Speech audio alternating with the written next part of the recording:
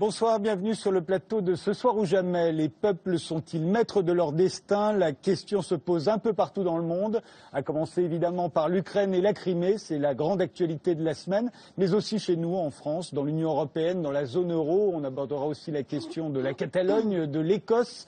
Alors pour en débattre ce soir, Elisabeth Guigou, vous avez été ministre des Affaires européennes, ministre de la Justice, ministre de l'Emploi et de la Solidarité. Vous êtes aujourd'hui présidente de la Commission des Affaires étrangères de l'Assemblée nationale. Vous êtes rendu place Maïdan pendant les manifestations et vous étiez hier encore à Berlin pour les négociations sur les sanctions européennes contre la Russie. Votre nouveau livre, L'Europe, les défis de la première puissance économique, sortira le 2 avril prochain. Andreï Kourkov, vous êtes en France le plus célèbre des écrivains ukrainiens, l'auteur du Pingouin, du Caméléon, de L'étier de nuit, du Jardinier d'Otchakov. Vous êtes à Paris pour le Salon du Livre. Le magazine Le Point vous a présenté jeudi comme l'écrivain qui défie Poutine. Et dans une tribune publiée par Libération jeudi, vous écrivez que le patriotisme russe est devenu du chauvinisme et qu'il risque de se transformer en fascisme ordinaire. Hélène Blanc, vous êtes politologue. Vous avez consacré plusieurs livres à la Russie avec Renata Lesnik, L'Empire de toutes les mafias, Le mal russe, Les prédateurs du Kremlin ou Russia Blues. À propos du référendum en Crimée, vous avez déclaré qu'il déguise en réalité un coup de force. Coralie Delhomme, vous êtes l'auteur du blog L'Arène nue, qui est hébergé par Marianne.net. Votre premier essai vient de paraître, Europe, les États désunis. Vous y expliquez comment l'Europe s'est construite au forceps et que le caractère antidémocratique de ces institutions ne fait que s'aggraver. Emmanuel Todd, vous êtes démographe, historien. Dans l'un de vos premiers livres, La chute finale, en 1976, vous prédisiez la chute de l'URSS et la décomposition du système communiste. Dans Après l'Empire, en 2002, vous annonciez la décomposition du système américain et le retour de la Russie comme centre d'un espace plus vaste qu'elle. Pour vous, Vladimir Poutine met fin à 20 ans d'humiliation et l'Union européenne montre sa vraie nature. Vous nous direz laquelle, selon vous, tout à l'heure. Jacques Sapir, vous êtes économiste, vous êtes un spécialiste de l'économie russe et des questions stratégiques. Vous enseignez d'ailleurs à l'École économique de Moscou et à l'École des hautes études en sciences sociales à Paris. Vous êtes l'auteur de La transition russe 20 ans après, coécrit avec de célèbres économistes russes, mais aussi de Faut-il sortir de l'euro. En début de semaine, vous étiez en Russie quand ont eu lieu les événements qui nous occupent ce soir. Et pour commencer, le référendum en Crimée. On va regarder ça tout de suite. Tard, hier soir, la capitale de la Crimée a fêté son vote en faveur du rattachement à la Russie. Chers amis, je vous félicite pour cet événement incroyable. On rentre chez nous. La Crimée va en Russie. Et par milliers, en famille, les habitants célèbrent ce qu'ils appellent désormais le printemps de Crimée. Les gens sont heureux. La Crimée était russe et redevient russe. C'est une signature historique. Vladimir Poutine a paraphé ce midi le traité intégrant la Crimée et la ville de Sébastopol à la Russie, sans tenir le moindre compte des menaces de sanctions occidentales. Ne croyez pas à ceux qui vous font peur, ceux qui disent qu'après la Crimée vont suivre d'autres régions. Nous ne voulons pas la scission de l'Ukraine. Nous n'en avons vraiment pas besoin. Sur la place rouge, l'hymne national russe retentit. Devant 100 000 personnes, Vladimir Poutine fait une démonstration de force. Aux yeux de la foule, la Russie triomphante est de retour. La Russie multiplie les arguments pour justifier ce qui n'est qu'une confiscation de territoire. Il est inconcevable que 70 ans après la fin de la Deuxième Guerre mondiale et 25 ans après la guerre froide, un État veuille modifier les frontières. Il y aura une suspension des relations politique, puisqu'il devait y avoir une réunion entre l'Union européenne et la Russie. Elle ne peut pas avoir lieu dans ces conditions. J'ai ordonné de nouvelles sanctions aujourd'hui, non seulement contre des individus, mais également contre des secteurs clés de l'économie russe. Réponse immédiate du chef du Kremlin qui recevait le patron des Nations Unies. 9 parlementaires et conseillers du président américain sont à leur tour sanctionnés. Si la Russie commence une invasion et une agression militaire et franchit la frontière ukrainienne et commence à tirer sur des militaires, sur des civils ukrainiens, eh bien nous allons riposter. C'est la crise la plus sérieuse depuis la fin de la guerre froide. Si un pays, en l'occurrence la Russie, peut mettre la main sur une région, alors ça veut dire qu'il n'y a plus aucune frontière qui soit sûre dans le monde, et ça peut être à l'origine de conflits épouvantables. Alors pour vous, Jacques Sapir, c'est le droit des peuples à disposer d'eux-mêmes qui s'est exercé en Crimée. Il faut savoir que dans le droit international, il y a 2 principes contradictoires. Le principe de l'intangibilité des frontières et, évidemment, le droit des peuples à disposer d'eux-mêmes. C'est une contradiction qui est connue depuis maintenant très longtemps. Le problème, c'est que la seule solution, c'est la légalité interne. Or, il n'y a plus de continuité constitutionnelle en Ukraine depuis le 22 février, ce que d'ailleurs les différents pays européens et les États-Unis ont reconnu en qualifiant ce qui s'est passé en Ukraine de révolution. Une révolution, c'est bien la fin de la continuité constitutionnelle. Et donc, de ce point de vue-là, on n'est plus dans si vous voulez, en capacité de dire si le référendum est légal ou illégal. Donc, il faut reconnaître que seul le droit des peuples à disposer d'eux-mêmes s'applique. Elisabeth Guigou, vous êtes évidemment en désaccord ? Je ne suis évidemment pas d'accord avec ça. Nous considérons que ce référendum est illégal. Pourquoi ? D'abord parce qu'il ne s'est jamais produit depuis la fin de la Deuxième Guerre mondiale qu'une région d'un État unitaire, sans l'accord de cet État unitaire, puisse être détachée et annexée par un autre État unitaire. Ça ne s'est jamais produit. Donc le parallèle avec le Kosovo ne tient pas une seconde, puisque dans le cas du Kosovo, il y avait eu une guerre, il y avait eu un processus d'une dizaine d'années aux Nations Unies, une résolution des Nations Unies qui envisageait la modification du statut juridique, donc avec l'accord de la Russie, et ensuite, ce n'était pas une annexion. Il y a eu une sécession, c'est vrai, mais pas une annexion. Donc, ce référendum à nos yeux est illégal et je ne retiens pas l'argument de M. Sapir parce que la Constitution, le retour à la Constitution de 2004, voté par la Rada, par le Parlement ukrainien, à une majorité écrasante de 331 voix sur 450, c'est-à-dire plus de 70%, elle est parfaitement légale. Il se trouve que c'est à la suite d'un basculement de la majorité d'une partie des partisans de M. Yanukovych, qui entre-temps avait pris la fuite d'ailleurs, qui a fait que ce retour à la Constitution de 2004 a pu être voté. Donc il y a bien eu, de toute façon, de la part d'un Parlement souverain, le retour à une Constitution parlementaire. Donc pour nous, il n'y a pas de rupture constitutionnelle, il y a au contraire une continuité. Andrei Kourkov, qu'est-ce qui s'est passé pour vous ? Oui, le Parlement ukrainien reste légitime et travaille parce que la majorité est là. Et je ne peux pas imaginer comment on peut appeler l'occupation d'une région par un autre pays l'occupation légitime.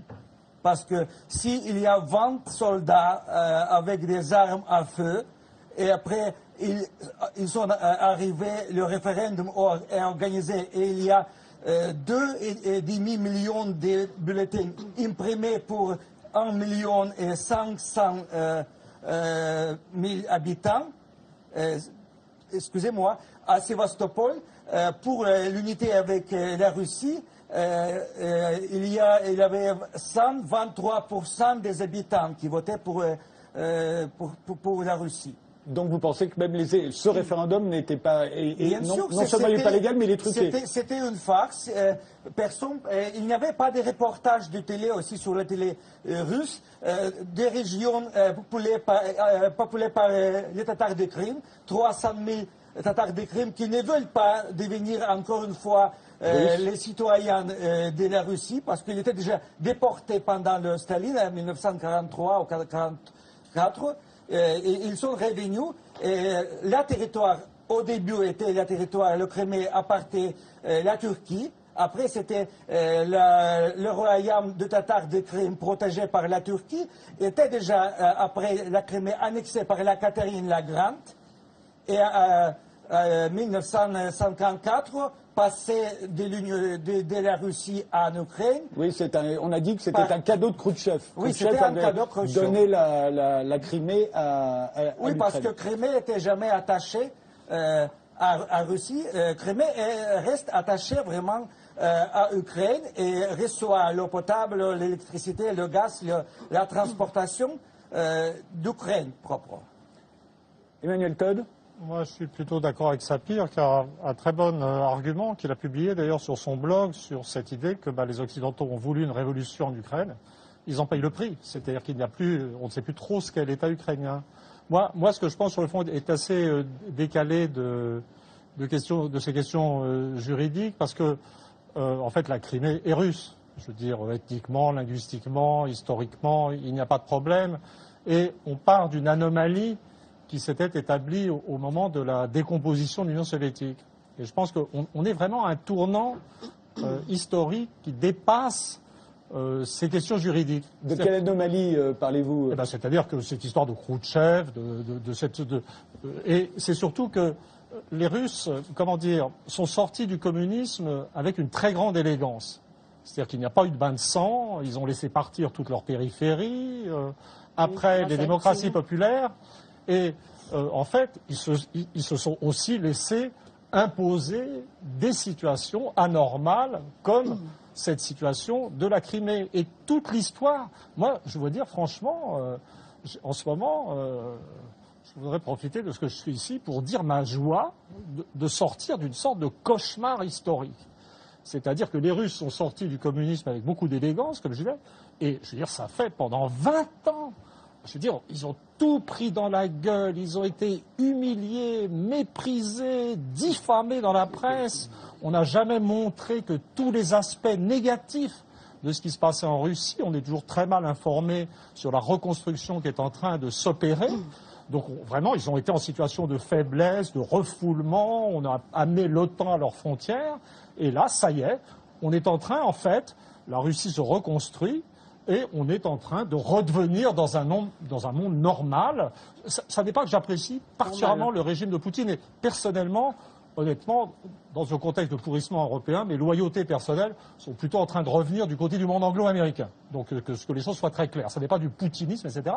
Mais vraiment, j'étais heureux pour les Russes. Vous voyez, ces pauvres Criméens qui étaient forcés de vivre dans cet état en décomposition ukrainienne. Pardon de vous interrompre, mais en 91, quand il y a le référendum en Ukraine pour la dépendance de l'Ukraine vis-à-vis de l'Union soviétique... Non, il n'y a pas de référendum. Il n'y a pas de référendum. Il n'y a pas eu de référendum? Non, il n'y a pas eu de référendum. Il y a 2 fois. Non. Et les Criméens, pardon, juste pour finir, les Criméens ont voté. Il y a eu un référendum sur l'Union, et dans ce référendum, 3 pays ont voté contre, ce sont les 3 pays baltes, et c'est pour cela qu'ils sont sortis immédiatement de l'Union et qu'ils n'en font pas partie de la CEI. Il n'y a pas eu de référendum en 91. Mais je voudrais rapidement dire quelle est la dynamique historique qui est derrière tout ça. C'est-à-dire que la Russie a vraiment failli imploser. Jacques avait fait un bouquin vers 96-97 sur la dissolution du système. Les Américains ont espéré faire péter la Russie. Et il y a eu une époque, effectivement, où tout le monde voulait fuir. Peut-être même les Russes de la périphérie. Et là, ce qui s'est passé dans les 10 dernières années, je dirais, c'est une remontée. C'est pas simplement économique. Je relisais hier un article sur l'évolution de la démographie russe. On disait moribonde, etc. L'indicateur de fécondité a remonté, la mortalité qui était dramatique s'est mise à baisser, les phénomènes de violence, la culture russe est très violente, probablement avant le communisme même. Mais là, l'homicide, l'alcoolisme, tout ça est en baisse. Et en fait, ce qui est en train de se passer là-bas, c'est que la Russie redevient attractive. C'est ça le problème de l'Ukraine. C'est que l'Ukraine est en faillite et la Russie redevient attractive, et pas simplement pour des raisons de nationalisme. C'est parce que la Russie, dans cette sphère qui essaie de se reconstruire, redevient un pôle d'ordre, de sécurité, de reconstruction. Les gens parlent autant de leur retraite en Crimée, qui seront vraisemblablement payés s'ils reviennent dans le système russe, que de nationalisme. Donc il y a vraiment une sorte de dynamique historique de très longue période, et je pense que ça n'est que le début, en fait. D'autant plus que de l'autre côté, l'Europe, qui était censée absorber l'Ukraine, est elle-même en décomposition. Oui. D'abord, l'Europe n'a jamais cherché à absorber l'Ukraine, déjà. En tout cas, moi, je suis absolument contre ça. Et la deuxième chose, c'est que, indépendamment de ce que dit M. Todd, qui est sans doute vrai, hein, moi je fais confiance à ses études historiques, et en admettant même que la Crimée voulue se rattacher, que le référendum soit légal, moi je ne sais pas, je ne suis pas capable de juger, il y a tout de même dans cette affaire deux choses qui sont extrêmement graves, du point de vue de l'ordre international. D'abord, si on admet qu'un État comme ça peut faire sécession et être annexé par un autre État, il n'y a plus de frontières internationales. C'est ce que disait l'Eurofundus. Oui, bien sûr, et c'est ce que disent tous les Européens. Et ça, c'est très grave. D'ailleurs, la meilleure preuve que c'est très grave, c'est que même la Chine, qui avait soutenu la Russie aux Nations Unies lorsqu'il y avait cette insurrection, là, sur l'annexion terminé, la Chine a pris ses distances, et même le Kazakhstan, le silence du Kazakhstan est absolument assourdissant. Or, le Kazakhstan est à l'origine même de l'Union eurasienne voulue par M. Poutine. L'union douanière, en fait. Voilà, c'est une union douanière dans laquelle il voulait inclure l'Ukraine, et c'est ça qui a provoqué le bon. Donc, si vous voulez, ça c'est la première chose qui est extrêmement grave. Il n'y a plus de frontières internationales qui tiennent. La deuxième chose, c'est qu'en 1994, il y a eu un accord entre les États-Unis, la Russie et béni d'ailleurs aussi le Royaume-Uni et l'Ukraine. Ces quatre pays se sont mis d'accord pour garantir les frontières de l'Ukraine, donc y compris à l'époque la Crimée, et je ne tranche pas sur la question de savoir si la Crimée devait rester en Russie ou pas. Donc y compris la Crimée, ces quatre pays se sont mis d'accord, en échange de quoi l'Ukraine a renoncé à son arsenal nucléaire. Alors ça veut dire, s'il n'y a pas de respect de cet accord par la Russie en l'occurrence, ça veut dire que les États qui ont un arsenal nucléaire, à qui on demande de revenir en arrière, ou bien ceux qui voudraient en acquérir un et on essaie de les empêcher pour éviter la prolifération nucléaire, se diront, nous sommes libres évidemment de nous constituer notre propre protection, y compris avec l'arme nucléaire, y compris avec des armes chimiques d'ailleurs, pourquoi pas, parce qu'il n'y a plus de garantie internationale, il n'y a plus de respect des traités. Donc ça, c'était extrêmement grave. Alors ensuite, l'Ukraine, certainement dans une situation économique très très difficile, mais avant cette crise, c'était déjà le cas. Et je pense que de toute façon, moi je fais partie des gens qui pensent que l'Union européenne n'aurait jamais dû promettre à l'Ukraine l'adhésion à l'Union européenne. Je pense qu'on aurait dû discuter de la perspective d'un accord d'association avec la Russie, parce qu'il me paraît inconcevable de concevoir l'avenir de ces territoires, et pas en particulier de celui-là, sans avoir une discussion et un dialogue avec les Russes, et encore moins promettre, ce qui a été fait il y a quelques années, l'adhésion à l'OTAN, ce qui est une véritable provocation vis-à-vis des Russes. Donc pour nous, il ne s'agit pas de dire la Russie, de stigmatiser la Russie. Au contraire, de la considérer, à partir du moment où il n'y a pas ces pratiques absolument détestables sur lesquelles nous avons raison non seulement de dénoncer, mais aussi de prendre des sanctions. Il s'agit de dire, essayons de venir à un vrai dialogue pour faire en sorte que l'on puisse s'entendre et que l'Ukraine, qui a un Parlement et qui a un gouvernement qui est un gouvernement de transition, mais qui est un gouvernement voulu par ce Parlement, puisse avoir son mot à dire. Nous ne demandons qu'une chose, c'est qu'il y ait un dialogue direct entre l'Ukraine et les Russes, avec, s'il le faut, des observateurs internationaux, y compris la Russie, qu'on s'entende pour aider d'ailleurs l'Ukraine avec la Russie à sortir de ces difficultés et à ce qu'il puisse y avoir la discussion sereine d'un avenir pour l'Ukraine, mais aussi sans doute pour la Biélorussie, pour la Moldavie, on va en parler sans doute, voire pour la Géorgie, qui puisse aboutir à consolider l'ordre international et pas à le fragiliser de cette façon. Hélène Blanc. Oui, moi, je me pose plusieurs questions, très honnêtement. D'abord, je me demande si Vladimir Poutine va s'arrêter à la Crimée, s'il n'aura pas la tentation d'aller un petit peu plus loin, parce que l'Est de l'Ukraine est extrêmement riche. Donc c'est pas mal. Finalement, il faut quand même comprendre que, à part le fait qu'il veut rester dans l'histoire comme celui qui a rendu la Crimée à la Russie, il défend surtout et d'abord les intérêts russes. Par exemple, la base de Sébastopol, qui était louée en échange de tarifs préférentiels pour le gaz, mais Yanukovych a signé un contrat jusqu'à 2042. Alors, est-ce que cet accord va être remis en question? Peut-être, mais je veux dire, il ne fallait pas quand même s'inquiéter tout de suite. Vous voyez ce que je veux dire? Et je suis très étonnée que la Russie ne négocie pas. Et en fait, non, je ne suis pas si étonnée que ça, parce que ce n'est ni dans la culture, ni dans les habitudes de Poutine de négocier et de dialoguer. On l'a vu déjà à maintes occasions. Moi, ce que je me demande surtout, c'est ce que vont devenir ces habitants de Crimée, notamment les Ukrainiens de pure souche et les Tatars. Quel est leur avenir dans cette Crimée, qui est maintenant aux mains des Russes? Est-ce que ça va être des minorités opprimées, comme il y en a dans certaines régions du Caucase, par exemple, ou est-ce qu'on va les laisser vivre tranquillement une vie normale, avec bon, peut-être le rouble au lieu de la grivna, mais ça, c'est pas encore le plus grave. Andrei Kourkov, vous êtes inquiet pour d'autres parties de l'Ukraine? Je suis très inquiet, oui, parce qu'en fait, j'ai peur que ce n'est pas seulement les régions de l'Est qui sont intéressantes pour M. Poutine.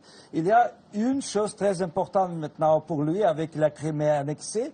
Il faut que le monde reconnaisse la légitimité de Crimée comme le territoire russe. Il y a là déjà 5 pays, Corée du Nord, Syrie, Venezuela, Kazakhstan et Arménie, et vous aussi. Non, je ne suis pas un pays. Hein. À nous deux, on est un pays. Oui, d'accord. Mais ça suffisant, pas suffisant parce que le territoire reste le territoire gris. C'est-à-dire, il n'y aurait pas d'investissement, il n'y avait pas de trafic de touristes internationaux, le territoire ne va pas évaluer. Et qu'est-ce qu'il faut faire pour forcer les gouvernements européens et les Américains à accepter que la Crimée est russe? Il faut faire que le gouvernement ou le président ukrainien signe un accord avec Poutine, qu'il accepte l'annexion de Crimée, et ça sera un accord de coopération, d'amitié nouveau, mais pour ça, il faut remplacer le gouvernement, il faut placer son président à Kiev, et ce n'est pas possible de faire sans la guerre civile on peut provoquer ça très facilement, et après occuper Kiev, remplacer les gens avec le ciel, signer l'accord, et s'il y a l'accord entre l'Ukraine et la Russie à propos de la Crimée, on peut dire qu'Angela Merkel, François Hollande et les autres diront oui, c'est bien. Maintenant, c'est fini parce que la Russie et l'Ukraine sont encore une fois les amis, et c'était un petit bagarre. Jacques Sapir juste répond et je vous donne la parole. Bon, d'abord, rapidement, pour essayer d'avancer sur la question juridique, on a quand même dissous la Cour constitutionnelle ukrainienne, et donc il n'y avait plus de moyens de vérifier la Constitution. C'est un point extrêmement important. Vous imaginez, par exemple, quelle serait la validité d'un gouvernement français qui dissoudrait... C'est la Constitution qui existait avant. Non, on a décidé... Il y avait aussi... Non, attendez, il y avait en 2010, donc on revient... Non, il y avait aussi un tribunal constitutionnel. On a supprimé les moyens de vérification de la Constitution. Ça, c'est un premier point. Deuxième point, il y a évidemment, il y a eu des journalistes... C'est pas les Européens qui ont supprimé ça. Non, c'est pas les Européens. Non, mais ça veut dire qu'il n'y a plus de continuité constitutionnelle. Ça ne concerne pas l'Europe. L'Europe est concernée parce qu'elle a donné son appui à ce processus. C'est différent. Alors, vous parlez de la révolution. Oui, tout à fait. Alors après, vous avez le problème du référendum. Et là, on a quand même énormément de journalistes européens qui étaient là. Il y a eu des membres du Parlement européen. Bien sûr, ils ne représentaient qu'eux-mêmes. Ils n'étaient pas délégués par le... Mais regardez arrêt sur image sur Internet et vous verrez que les conditions du vote ont été, grosso modo, convenables. Bon, ça c'est un deuxième point. Maintenant, le troisième point, qui est le point le plus important. Quel est l'avenir de la Crimée? Tout le monde sait que la Crimée est extrêmement dépendante de la Russie, pas seulement, comme on le pense, uniquement par les importations de gaz et de pétrole, qui ne sont qu'une dimension du problème, mais surtout par les exportations de la Crimée vers la Russie. Et c'est la raison d'ailleurs pour laquelle les régions de l'Est, Donetsk, Dniepropetrovsk, Lugansk, Kharkov, sont des régions qui sont plus riches, qui ont des salaires réels plus élevés que les régions de l'Ouest. Bien. Aujourd'hui, on est à cause du régime de sanctions qui est en train de se mettre en place. Par l'Europe. Pas seulement par l'Europe, par les États-Unis. Et c'est vrai que la Russie est en train d'y répondre. Et ça va évidemment aggraver la situation. qu'est-ce qui va se passer? On va aboutir à une espèce de guerre commerciale entre l'Ukraine et la Russie, guerre commerciale que la Russie peut parfaitement supporter, mais que l'Ukraine ne peut pas supporter.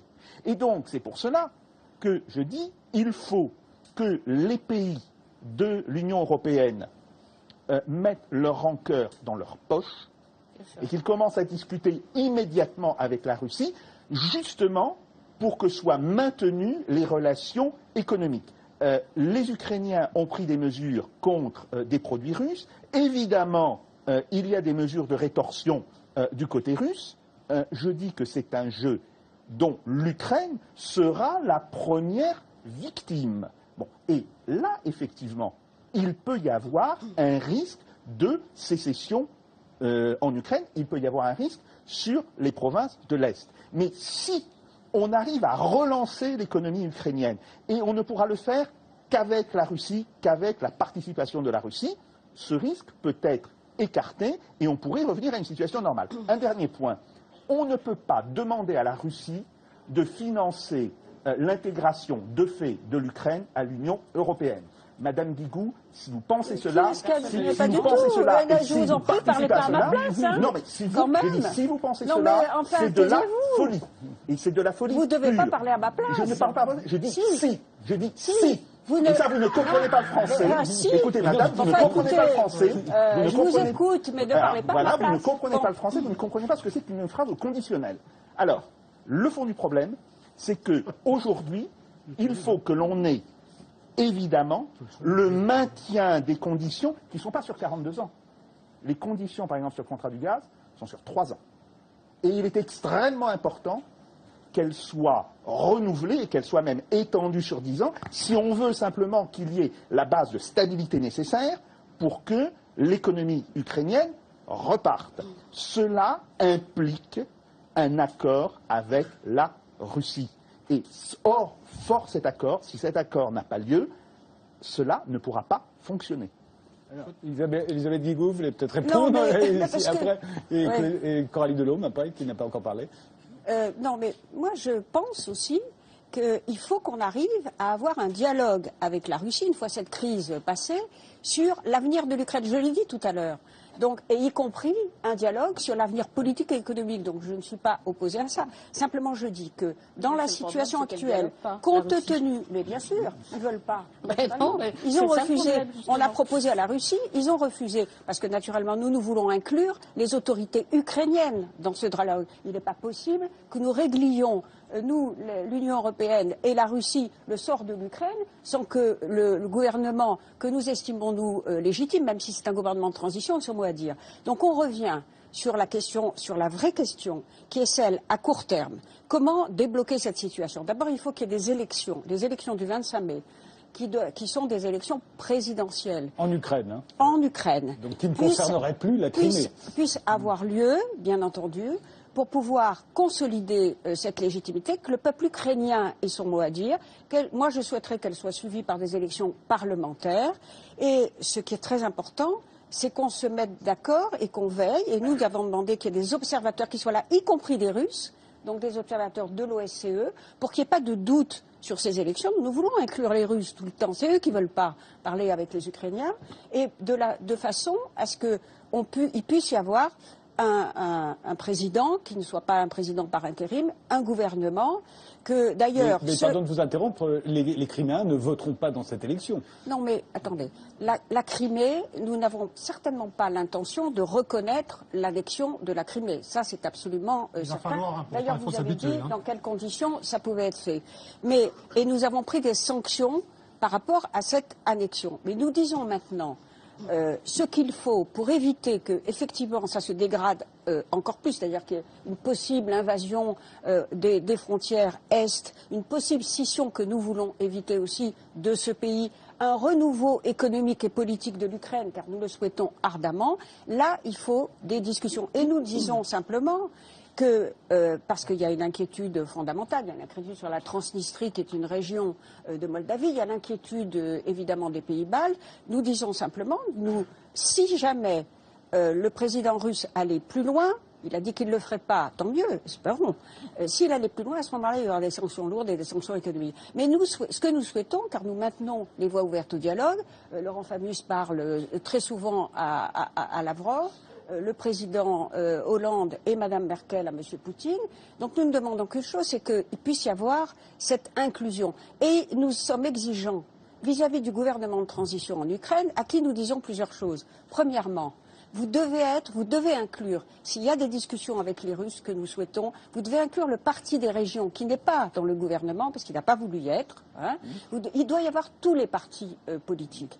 Deuxièmement, vous devez désarmer les milices. Troisièmement, vous devez absolument demander à ce que la justice fasse la clarté sur ce qui s'est passé sur Maïdan, puisqu'il y a des accusations des Russes qu'il ne faut pas prendre à la légère, que les tirs venaient de tous côtés. Il faut qu'il y ait une clarté qui soit faite par la justice là-dessus. Donc nous sommes, pour un processus inclusif, et naturellement, nous ne souhaitons qu'une chose, c'est que l'Ukraine puisse se relever politiquement et économiquement. Un mot de Emmanuel Leclerc, et Coralie Delhomme qu'on n'a pas entendu. Je suis impressionné par tout ce que dit Elisabeth Guigou est vraiment fondamentalement raisonnable. Je suis impressionné, je préfère le dire. Je crois simplement le problème. Que vous pensez que je ne suis pas raisonnable d'habitude? Je me souviens de Maastricht et je ne vous avais pas trouvé tellement raisonnable à l'époque. Mais c'est la deuxième partie de l'émission. Voilà. Mais comment dire? Le problème, c'est que vous êtes beaucoup sur des questions d'accords intergouvernementaux, de négociations, alors qu'on est confronté à des problèmes de dynamique historique et de construction de l'État. C'est-à-dire que l'Ukraine et la Russie ne sont pas des États de la même manière. La Russie, c'est une construction étatique qui remonte au rassemblement des terres russes, à Ivan le Terrible. C'est un principe d'ordre, d'organisation. Alors avec le développement de ce qu'on appelle une haute culture littéraire, scientifique, c'est un principe de civilisation, la Russie, et qui a ce côté, etc.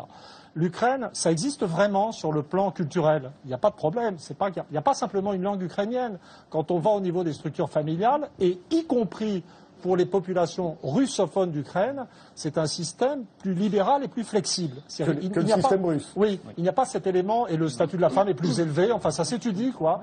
Il n'y a pas ce côté assez raide de la culture russe. Mais par contre, donc c'est plus individualiste, mais c'est aussi de fait plus bordélique. Et c'est surtout, c'est une culture individualiste qui va se distinguer de la culture individualiste française par son absence de tradition étatique. Il y a un problème simplement, en Ukraine, il y a une culture locale, une culture ukrainienne, mais il n'y a pas de conception de l'État. Donc c'est comme s'il y avait un principe de désordre. Et actuellement, compte tenu de la dureté des rapports économiques internationaux, des poussées néolibérales qui sont par elles-mêmes plutôt contradictoires avec l'idée d'émergence de l'État, je veux dire, l'Ukraine est en train, ou l'État ukrainien est en train de devenir ce qu'on appelle en anglais un failed state, c'est-à-dire un État qui rate, quoi, qui ne marche pas, et il y a un processus de décomposition de l'État ukrainien. C'est pour ça qu'on parle de milice, mais quand on parle de milice, on parle de problème de décomposition de l'État. Quand on parle du parti des régions qui ne veut plus participer, de rupture du pacte, il y a une dynamique historique de désintégration de l'Ukraine. Donc le problème, c'est pas du tout ce que va faire Poutine. Poutine peut très bien dire bon bah ça va comme ça, j'ai fait un gain, je suis populaire et je ne veux pas rentrer en Ukraine orientale. Mais le problème, c'est que les populations de Kharkov, de Donetsk, etc., qui n'en peuvent plus de ce désordre ukrainien qui s'aggrave avec l'émergence de partis d'extrême droite absolument difficiles à décrire, je veux dire que eux veulent retrouver la Russie. Je veux dire, le problème, c'est qu'on se demande à un moment donné si Poutine pourra résister à ça. Donc le dilemme pour l'Europe, il est très simple. Peut-être qu'on peut faire quelque chose, mais ce n'est pas signer des papiers, c'est injecter des centaines de milliards dans l'économie ukrainienne. Et dans l'état de l'Europe, c'est tout à fait... Donc vous voyez, c'est au-delà des accords. Il y a une sorte de dynamique historique qui nous emporte. Moi, je suis assez pessimiste, en fait, pour ce qui vient, mais pas du tout pour des raisons de calcul stratégique de Poutine. Coralie Delhomme. Alors moi, je suis assez contente d'être venue ce soir, parce qu'il a fallu que je vienne pour comprendre que tout le monde était d'accord et favorable à un dialogue avec la Russie. Pour l'instant, j'ai pas tellement l'impression qu'on leur ait proposé ça. Au départ, il faut quand même se souvenir qu'on a proposé, l'Union européenne a proposé à l'Ukraine un accord d'association. C'est ça qui a mis le feu aux poudres, sans en parler avec la Russie. Aussitôt que le gouvernement ukrainien a changé, on s'est précipité pour le reconnaître, puis on lui a reproposé le même accord d'association, qui a été plus ou moins signé, enfin, quand on lit dans la presse aujourd'hui comment ça s'est passé, plus ou moins en catimini, parce qu'on a quand même un peu honte. Bon. Et par ailleurs, bon, tout le monde semble être d'accord là pour dire qu'il faut éviter l'explosion de l'Ukraine, il faut dialoguer avec les Russes, etc. Pour l'instant, moi je trouve qu'on ne l'a pas tellement présenté comme ça. Et ce qui a été présenté, enfin moi ce que j'en sais, je l'ai su à travers la presse, c'est qu'en gros on était prié de choisir son camp entre d'une part être pro-Maïdan, ce qui signifiait être pro-Occident, finalement pro-occidental, ou être pro-russe. Soit on était pro-Poutine, soit on était pro-Occident. Bon. Alors, sans parler d'être pro-Poutine, moi je suis tout à fait d'accord avec le fait qu'il faille discuter avec la Russie. Ça me paraît un peu l'évidence. D'un autre côté, être pro-Maïdan, ça voulait dire être pro-Occident. Alors il y a eu toute une propagande, moi j'ai suivi ça sur les réseaux sociaux, sur le thème l'Occident, la démocratie, etc., les droits de l'homme. Bon, moi la notion d'Occident, c'est un truc que je comprends plus aujourd'hui. Ça me paraît anachronique un peu la notion d'Occident. On comprenait ce que c'était l'Occident au moment de la guerre froide, mais on n'y est plus. L'Occident, c'était les États-Unis et l'Europe de l'Ouest. Les États-Unis aujourd'hui vivent leur vie. Enfin, l'Europe de l'Ouest, ils s'en fichent un peu. À l'époque de la guerre froide, ils voulaient en faire un glacis contre le communisme, mais il n'y a plus de communisme. Eux, probablement que dans les années à venir, ils seront essentiellement focalisés sur la montée de l'Asie. Ils vont pivoter le regard, quoi, nécessairement, et en particulier vers la Chine. Donc, l'Occident, c'est vaseux, quoi. Il y a les États-Unis, ils déroulent leur scénario, et puis il y a l'Europe. Et l'Europe, c'est pas l'Occident, parce que depuis quelques années maintenant, les pays d'Europe centrale ont intégré l'Union européenne. Donc, il y a l'Europe. Et quand on regarde une carte, et quand on regarde un peu l'histoire et la culture, l'Ukraine et la Russie, ça a quand même bien l'air d'être un peu en Europe, quand même. Hélène Blanc voulait intervenir. Quand on parle de dialoguer avec les Russes, vous êtes sceptique. C'est-à-dire que pour l'instant, je n'ai pas vu qu'ils aient accepté de dialoguer, de négocier. Est-ce que vous l'avez vu, ça? Parce que quand même, on a essayé de leur proposer plusieurs fois, mais pour l'instant, Poutine, dont on ne connaît pas d'ailleurs la future stratégie, par rapport justement et à l'Ukraine et à la Moldavie et éventuellement à d'autres petits pays, car il ne faut quand même pas oublier une chose, c'est que Poutine voudrait bien reprendre son influence sur ces pays qui ont eu le culot de se déclarer souverains et indépendants fin 91, ce qui a obligé Eltsine à refaire une espèce de petite structure, la CEI, qui était une structure tout à fait qui ne correspondait pas à grand-chose. Mais enfin, juridiquement, il a essayé de rassembler quelques-unes des républiques ex-soviétiques de façon à... Et d'abord, il a commencé par les 3 républiques slaves. C'était le vieux rêve de Solzhenitsyn, les 3 États slaves étant le noyau dur de l'URSS. Mais si vous voulez, moi, ce que je voudrais dire, c'est que, excusez-moi, un petit bémol. D'après les économistes, y compris russes comme Koudrine, l'économie russe se porte assez mal en ce moment. Oui, et elle fait 2,5% de croissance au mois de janvier. En 2014, elle aura probablement 0%, d'après Koudrine, qui est un excellent économiste. Non, attendez, Koudrine est un homme politique. C'est un homme politique, ce n'est pas un économiste. Bon, excusez-moi, Jacques, vous avez beaucoup parlé. C'est l'ancien ministre des Finances qui a démissionné, qui a été remplacé. Bon, c'est un homme politique. On ne peut vraiment pas parler, hein. On ne peut pas aller au bout de sa phrase. Vous avez déjà fait des tunnels, ce que Frédéric nous a demandé de ne pas faire. Alors j'aimerais bien, de temps en temps, pouvoir dire 2-3 bricoles, si ça ne vous ennuie pas. Hier, on a voté une résolution à Kiev. Le texte, c'était nous essayerons de reprendre la Crimée, quel que soit le prix à payer. Alors je me demande... Ce sont les Ukrainiens qui ont dit ça. Ce sont les Ukrainiens. Alors je me demande ce que ça veut dire. Est-ce qu'ils vont essayer de négocier, parce que la diplomatie, c'est quand même la meilleure des choses, et que les armes, c'est vraiment un échec pour tout le monde, y compris la Russie, y compris les Occidentaux, ou bien est-ce qu'ils se voient éventuellement faire la guerre pour la reprendre? Moi, je veux dire, c'est une chose quand même qui m'inquiète. On peut toujours poser la question à Andreï Kourkov, qui ne représente que lui, mais qui est ukrainien et solidaire du gouvernement de transition actuel. Enfin, je suis ukrainien d'origine russe, je suis russophone. C'est compliqué. Il y a 80% des russophones à Kiev, dans la capitale. Il y a jusqu'à 14 millions de Russes ethniques en Ukraine. Et les Russes ethniques de Kharkov, de Kiev, ils ne veulent pas être défendus par Poutine. À propos Euromaïdan, oui, ça commençait avec le fait que Yanukovych a refusé de signer l'accord d'association, mais après la violence le 29 novembre, les protestations, les manifestations étaient contre la corruption, contre le gouvernement. Et en fait, les Ukrainiens ne rêvent pas de faire l'Ukraine une partie de l'Union européenne. Pour les Ukrainiens, c'est beaucoup plus favorable de remplacer la corruption ukrainienne ou russe avec la corruption française ou anglaise. Parce que la corruption européenne est beaucoup plus amicale, c'est pas une corruption totale. C'est une corruption légale. C'est légal, oui. La justice fonctionne, tout est bien. Elisabeth Guigou. Je voudrais dire qu'il y a un point sur lequel je suis d'accord avec vous, madame. C'est que moi, je pense que l'Union européenne a commis une vraie faute en négociant un accord d'association avec l'Ukraine sans avoir une discussion avec la Russie. Je pense que c'était une erreur. Je pense que et par conséquent, on est arrivé à cette impasse. Bon. La deuxième chose, c'est que même si depuis 2008, l'Union européenne ne dit plus que l'Ukraine doit intégrer l'Union européenne et encore moins qu'elle doit intégrer l'OTAN, c'est resté dans la tête des Russes, évidemment, puisque ça a été dit entre 2004 et 2010, 2010. Bon. Donc je pense qu'il faut revenir à quelque chose de raisonnable et vraiment tout faire pour que M. Poutine s'arrête là. Deuxièmement, j'ai observé lorsque j'étais à Kiev et j'ai interrogé le chef du groupe parlementaire du Parti des régions, M. Ipetko. Je lui ai demandé, est-ce que vous souhaitez une partition de votre pays? Il m'a dit, sûrement pas. Et donc c'est le russophone, partisan de... Je lui ai demandé, est-ce que vous souhaitez une fédéralisation? Il m'a dit non.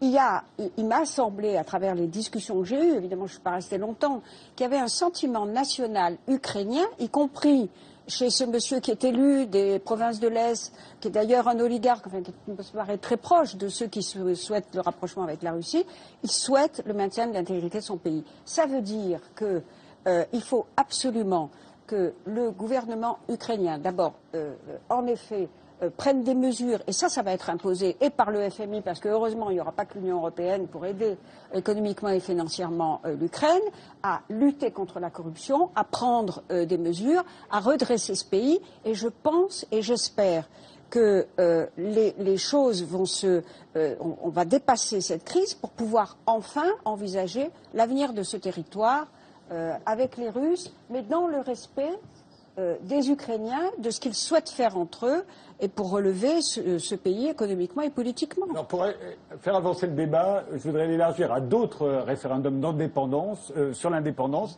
très différents les uns des autres, mais qui peuvent être comparés. Ça peut être intéressant, justement.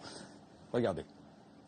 La Croatie, le Kosovo, l'Écosse, la Catalogne, un référendum sur l'indépendance. La Croatie est souveraine et indépendante. Déclaration du président du Parlement. Un instant historique. Voici le vote des élus à l'unanimité ce soir. C'est l'instant d'une nouvelle convulsion d'un vieux continent incertain. Ainsi donc, rien n'a pu dissuader les nationalistes, ni les risques de guerre civile et d'intervention de l'armée, ni les États-Unis ou la communauté européenne qui ont bien prévenu, pas de reconnaissance internationale. Mais la France, je cite Roland Dumas, ministre des Affaires étrangères, respectera à la fin du compte la volonté des peuples eux-mêmes. Le Kosovo a proclamé son indépendance cet après-midi et attend à présent une reconnaissance internationale. Grande liesse populaire ce soir devant le palais de la jeunesse de Pristina, où un monument en lettres géantes proclame la naissance du nouvel État kosovar. Si la France, l'Allemagne, le Royaume-Uni et l'Italie vont s'empresser de reconnaître l'indépendance du Kosovo, d'autres vont s'abstenir. Ils craignent l'effet boule de neige avec leurs propres mouvements séparatistes, notamment la Russie avec ses républiques caucasiennes ou encore l'Espagne avec ses Basques, un risque de contagion bien réel. La Catalogne annonce la tenue d'un référendum sur l'indépendance en novembre prochain. Les questions envisagées sont les suivantes. Voulez-vous que la Catalogne soit un État? Si oui, voulez-vous qu'il soit indépendant? Mais c'est sans compter sur le gouvernement central de Madrid qui a immédiatement réagi qualifiant le référendum d'erreur historique. C'est tout simplement hors de question qu'il ait lieu, a déclaré Mariano Rajoy. Ils ont leur musique, leur propre drapeau, leur parlement futuriste à Édimbourg. Et si les Écossais devenaient indépendants? Depuis quelques mois, l'idée fait son chemin et le 18 septembre prochain, il faudra choisir, oui ou non, l'Écosse doit-elle quitter la couronne britannique? Si l'Écosse quitte le Royaume-Uni, elle devra aussi quitter la livre sterling. Dans le cas où il y a un nouveau pays, un nouvel État, celui-ci devra poser sa candidature. C'est très important. Cette candidature devra être approuvée par tous les autres États membres de l'Union européenne. Autant dire que pour les indépendantistes écossais, le combat est loin d'être gagné. Bertrand Badi, vous êtes géopolitologue, professeur à Sciences Po, vous venez de publier Le temps des humiliés. Pour vous, ce sont les intérêts nationaux et les mouvements sociaux qui prennent le pas sur le droit international. La Crimée, pour vous, c'est comme le Kosovo, mais la Russie et l'Union européenne ont échangé leur rôle, au fond. Oui, absolument. J'écoutais la première partie du débat. Il y a quand même une question qu'il faut se poser, qui est peut-être la plus difficile. Droit des peuples à disposer d'eux-mêmes, mais au fait, qu'est-ce qu'un peuple? Qu'est-ce qui permet de dire qu'une collectivité, quelle qu'elle soit un peuple? On pourrait décider, par exemple, que toutes les personnes sur ce plateau, ce soir, constituent un peuple et réclament la souveraineté. C'est-à-dire que, bon, je vois qu'il y a déjà des désaccords. C'est une vision d'horreur pour nous tous. Bon, je ne vois pas ce qu'il y a d'horrible dans cette communauté, mais enfin, bon, c'est une autre question. La grande difficulté, c'est que lorsque le président des États-Unis, Woodrow Wilson, a lancé dans ses fameux 14 points en janvier 1918 cette idée de droit des peuples à disposer d'eux-mêmes, il manquait l'essentiel, c'est-à-dire des critères objectifs qui puissent déterminer ce qu'est un peuple. Et comme il n'y a pas de critères objectifs, ethnie, culture, langue, histoire, etc., ce n'est que le critère subjectif qui peut l'emporter. C'est-à-dire, est peuple la collectivité qui se sent, qui se considère comme peuple, et on revient à la vieille idée de Jean-Jacques Rousseau, le peuple s'institue. Oui, mais alors, si un peuple s'institue, ça veut dire qu'à n'importe quel moment, n'importe quelle communauté politique, n'importe quel État-nation en place, peut exploser, imploser, comme vous voulez, et c'est là que l'on retrouve ce que vous signaliez il y a un instant, c'est cette tension perpétuelle qu'il y a entre les ordres juridiques et politiques d'une part et les mouvements sociaux d'autre part. Pour se prémunir contre ce risque d'éclatement, de décomposition, d'instabilité chronique, intervient le principe dont on parlait tout à l'heure, d'intégrité territoriale et d'intangibilité des frontières. Il ne faut pas oublier que la bipolarité à la guerre froide ont joué un rôle très important à ce sujet, puisque c'est la conférence d'Helsinki qui a assis ces principes de l'intangibilité des frontières en Europe. Du coup, effectivement, ces deux principes se contredisent, et ce qui peut faire peur, c'est que nous constatons que nous sommes dans un système international dont les bases sont tout à fait incertaines.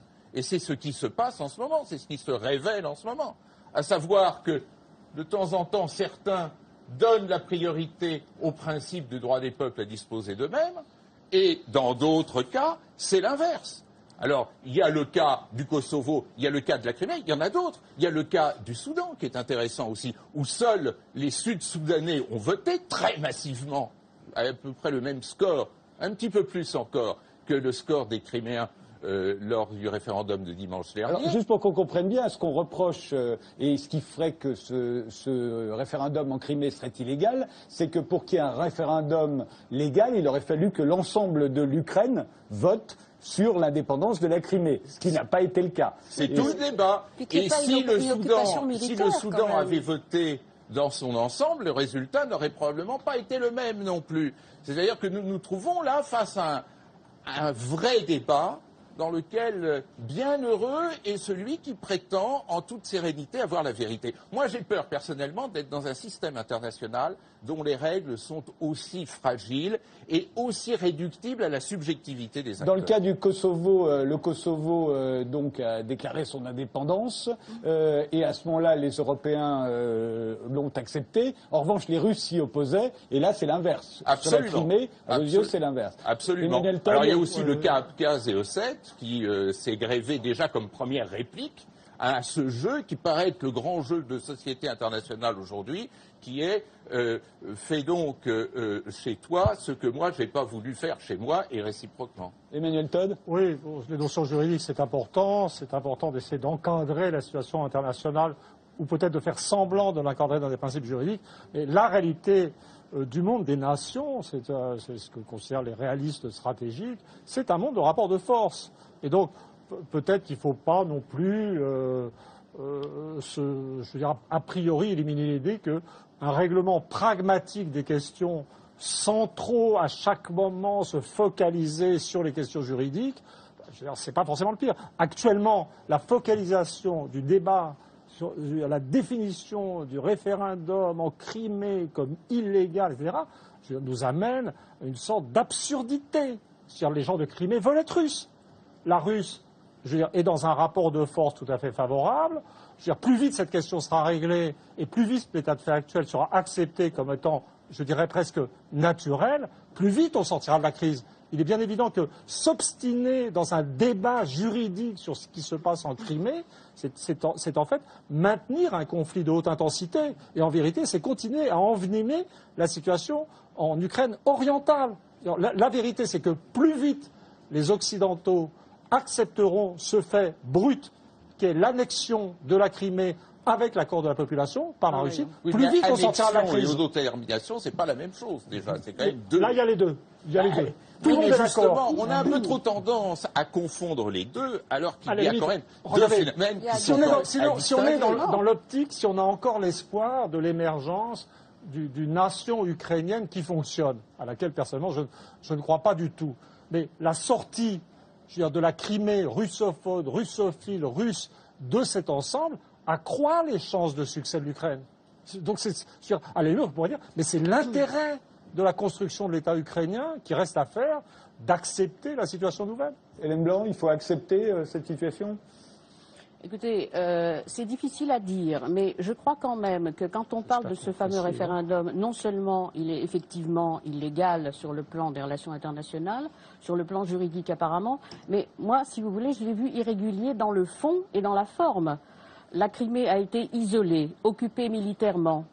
Je veux dire, aucun observateur n'a pu avoir accès à la façon dont ça s'est déroulé. Il y a eu évidemment un bourrage d'urnes parce que Poutine est quand même le grand spécialiste de ces choses-là. Donc on ne sait pas vraiment combien de gens ont envie de devenir russes, ce qui d'ailleurs ne me gêne pas. Moi je veux dire qu'ils aient envie d'être russes, c'est très bien.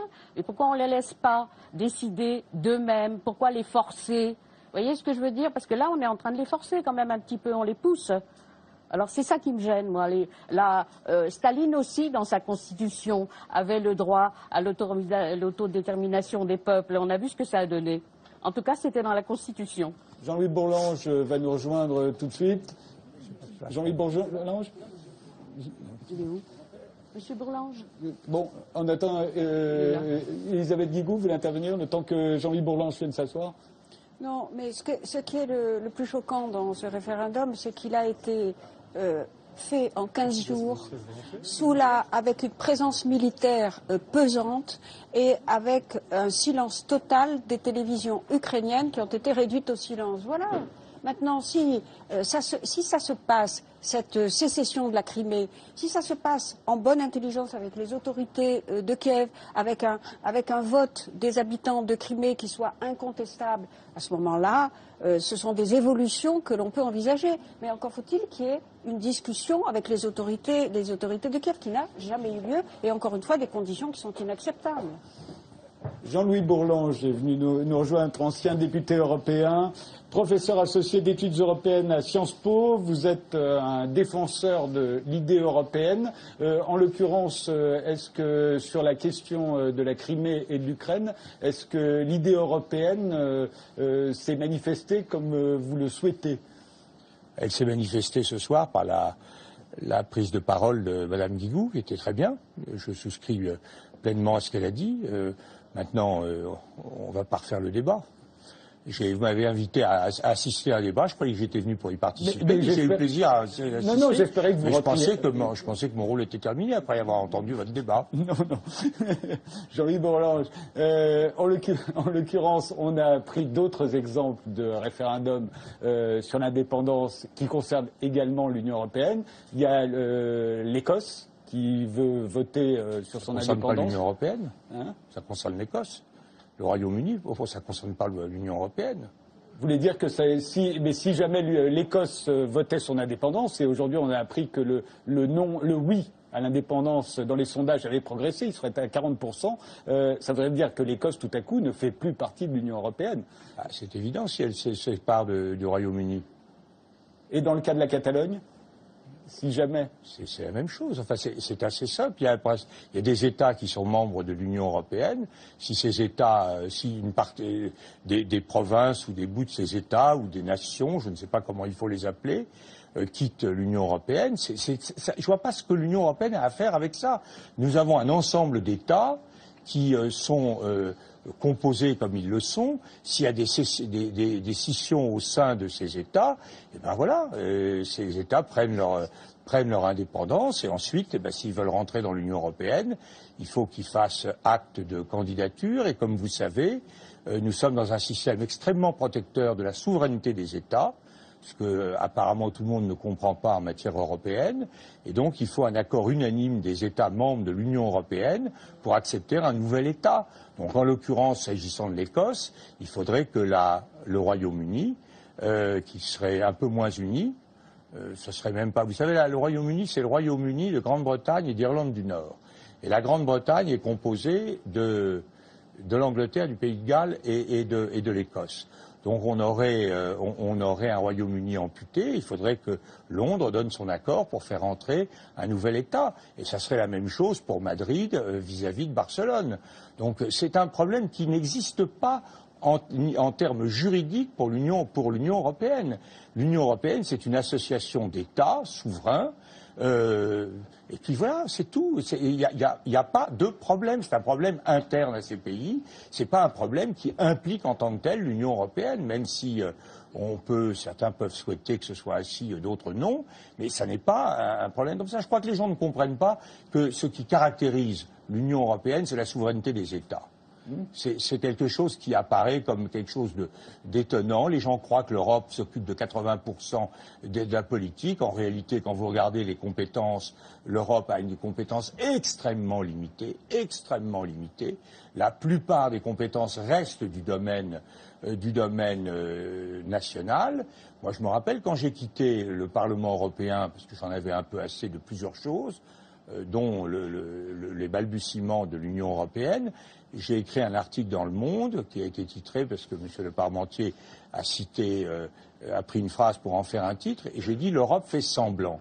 Eh bien, c'est vrai que très largement, l'Europe fait semblant. Regardez les compétences aujourd'hui qui sont celles de l'Europe, qui sont celles des États, ce sont des compétences nationales. C'est l'État qui fait le fisc, qui fait le budget, qui fait la défense, qui fait la politique étrangère, qui fait le droit social, qui fait l'éducation nationale, qui fait la sécurité sociale.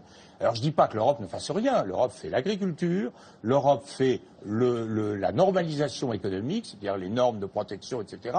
Et pour les membres de l'eurozone, l'Europe gère une monnaie commune et elle gère en plus la relation commerciale avec le reste du monde.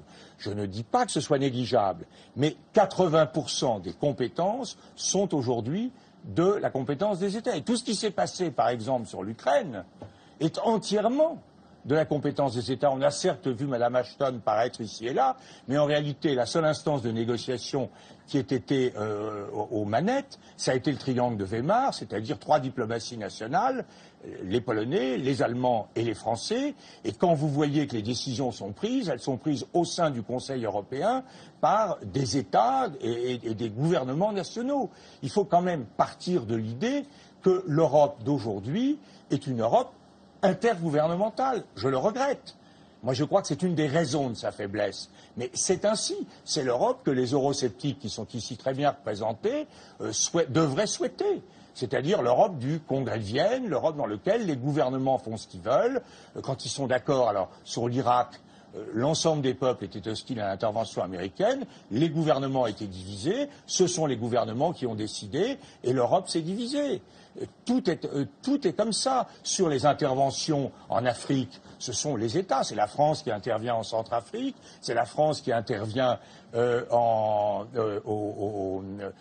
Mali, et voilà. Et si nous étions intervenus en Syrie, ce qu'à Dieu ne plaise, parce que j'étais très réservé pour ma part avec les initiatives qui étaient envisagées ici et là, c'eût été la France, et ce n'aurait pas été l'ensemble de l'Europe. Donc arrêtons de considérer que, hélas, l'Europe est aujourd'hui autre chose qu'une société civile immobilière fondée sur un principe de transparence, et les copropriétaires de cette SCI, ce sont les États membres, et c'est eux qui gèrent cela. Alors je pousse un peu le trait, il y a des compétences européennes, il y a surtout des institutions européennes, mais elles sont au chômage, elles sont démocratiques.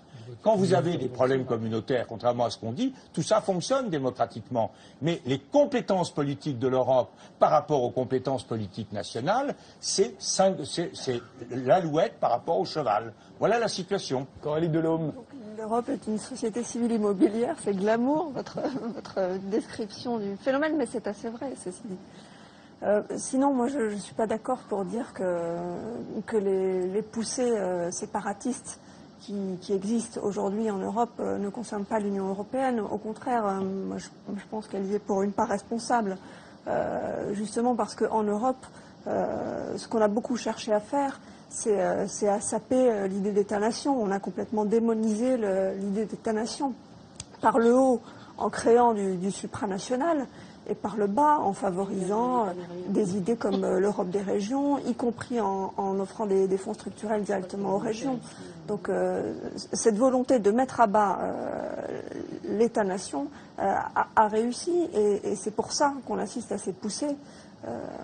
Voilà. D'ailleurs, c'est pas très simple, parce que ce sont des infranationalismes. On a fait l'Europe pour lutter, c'était prétendument pour lutter contre le nationalisme, mais en vérité, ces séparatismes sont des infranationalismes. Et en plus de ça, autant la nation moderne, telle qu'on la connaît en Europe aujourd'hui, est une notion politique, autant ces infranationalismes sont parfois sur des bases ethno-linguistiques. Donc c'est pas sain du tout. Ce serait une régression que de voir les États d'Europe éclater aujourd'hui pour qu'on voit émerger à la place une Europe des régions telle qu'elle se profile. Miguel Todd et Bertrand Belli. Réagir à ce qu'a dit Jean-Louis Bourlange, c'était, comme tout ce qu'il dit, toujours très intelligent et très bien dit. Il y a un truc sur lequel je ne suis pas d'accord fondamentalement, c'est la sous-estimation de la puissance de l'euro en tant que mécanisme régulateur central.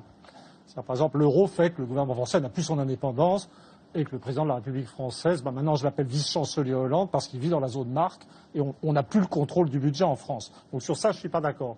Par contre, sur ce qui a été dit sur le triangle de Weimar et le rôle spécifique des nations, je veux dire, c'est très important. C'est-à-dire qu'actuellement, tout le monde parle du rapport entre l'Europe et la Russie, hein, et des choses comme ça, de sanctions, etc. Mais la réalité, c'est qu'il y a, je veux dire, dans la crise avec la Russie, il y a une action tout à fait spécifique de certaines nations.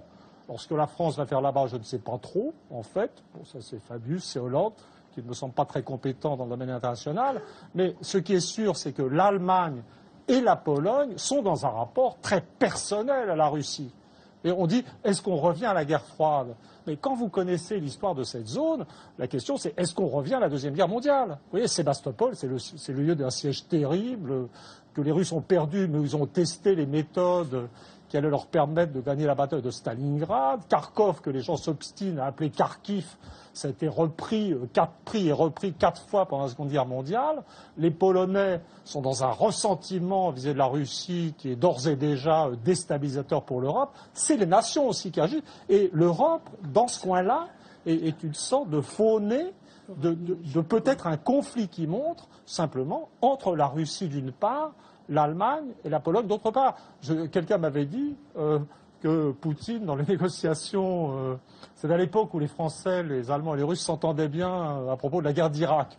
Et Poutine aurait dit, à Chirac et Schröder à l'époque, ah là là, quand même, ce qui me console, c'est que c'est maintenant vous qui allez devoir gérer les Polonais. Les Polonais ont joué quand même un grand rôle dans la dissolution de la sphère soviétique. C'est leur grandeur, mais ils ont un génie des crises diplomatiques, étatiques et autres. Je veux dire, ils sont très actifs dans ces trucs-là. Et donc peut-être que les Polonais ont commencé à s'occuper de l'Union européenne. Hein. Un dernier mot, Hélène Blanc. Faudrait-il écouter davantage les pays d'Europe centrale et orientale qui, eux, ont vraiment vécu in vivo l'URSS? Si vous lisiez mon premier bouquin, ce qui n'est pas vraiment nécessaire, La chute finale, je veux dire, l'une des spécificités. Donc vous savez très bien que l'une des spécificités du livre, c'était la mise en évidence, justement, ce qu'on appelle à l'époque des démocraties populaires et de leur existence et de leur importance. Donc je ne suis certainement pas une personne qu'on peut accuser de mépriser les pays de l'Est. Je ne vous accuse de rien, je dis simplement que ces gens-là ont beaucoup d'expérience et que de temps en temps, il faudrait peut-être les écouter. Les Hongrois ont un comportement actuellement beaucoup plus raisonnable que les Polonais. Les Hongrois sont raisonnables.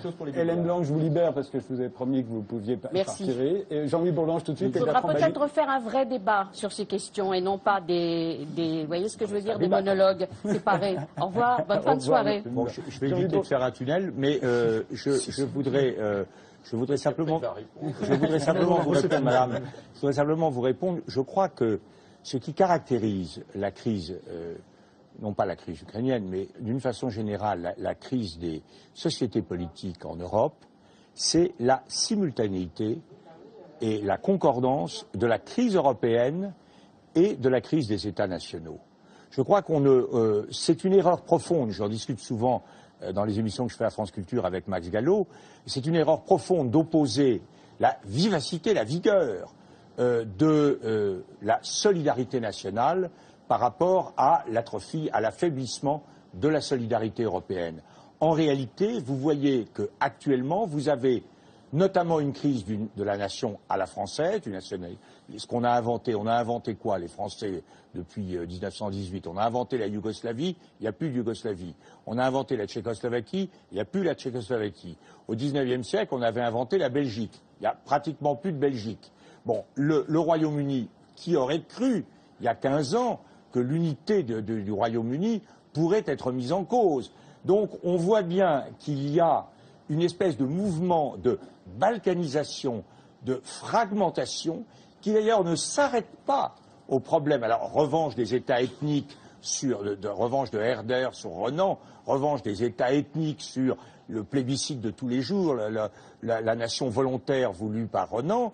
Mais au-delà de ça, on voit bien que le tissu social lui-même est menacé. On voit bien à quel point le débat devient monopolisé par les corporatistes, par les intérêts, parfois légitimes, parfois moins légitimes, et on a une dissolution générale de la solidarité, et je pense que ce qui caractérise les sociétés occidentales, c'est la crise de la notion de partage. Or, de toute manière, on ne peut pas faire vivre une société si on n'a pas un certain sens du partage. Et la crise de l'Europe, la crise des nations, la crise des États et la crise de nos systèmes sociaux sont en fait parallèles et reflètent une même implosion, une même balkanisation profonde.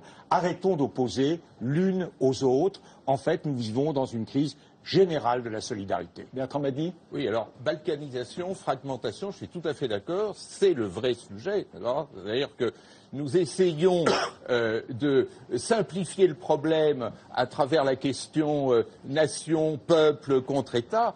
La réalité est infiniment plus complexe. Pourquoi ? Parce que l'histoire européenne est très étrange et elle est très exceptionnelle à l'échelle du monde.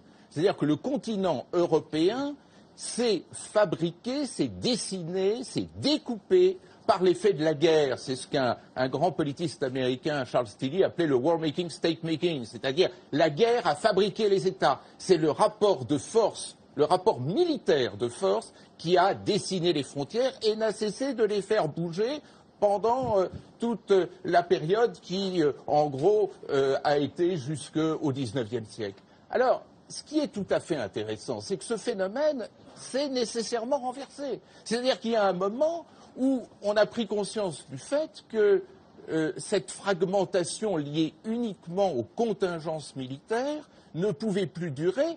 parce que n'avait aucune légitimité. Et quand est arrivé le débat sur la légitimité, dans un premier temps, c'est l'idée de nation qui l'a emporté. C'est-à-dire que ces frontières devaient correspondre aux nations. Et on a fait un effort surhumain pour que cette superposition se fasse, avec tout le problème que posait la succession d'empires. Et après tout, on est toujours dans la succession d'empires. Le problème de l'Ukraine, le problème de la Crimée, c'est un problème de succession d'empires. Mais on a encore dépassé cette période. La mondialisation a complètement renouvelé la question, dans la mesure où la mondialisation a redonné au local, aux petits, un rôle bien plus fondamental qu'il ne pouvait l'avoir du temps où les États-nations organisaient, géraient le système international. Et donc maintenant, c'est plus tellement sous la pression des États ni même des identités que sont en train de sauter, craquer les frontières traditionnelles. C'est sous le poids des sociétés et des mouvements sociaux qui ne se retrouvent pas effectivement dans le mode de découpage qui est celui de l'Europe aujourd'hui. Et c'est la raison pour laquelle derrière la question basque, la question catalane, la question irlandaise, la question criméenne, se trouvent et se profilent bien d'autres séismes, bien d'autres tectoniques des sociétés. Nous sommes dans un moment où la tectonique des sociétés vient modifier profondément la carte du monde. Comment voulez-vous que la dimension politique, qui était celui du temps de Westphalie, 1648, puisse encore régler un monde mondialisé? Ce n'est plus possible. Ce n'est plus possible. Et donc, ces pressions sociales n'ayant aucun mode d'expression, parce que, bon, on a vu la difficulté de la notion de référendum, de la mise en place des référendums.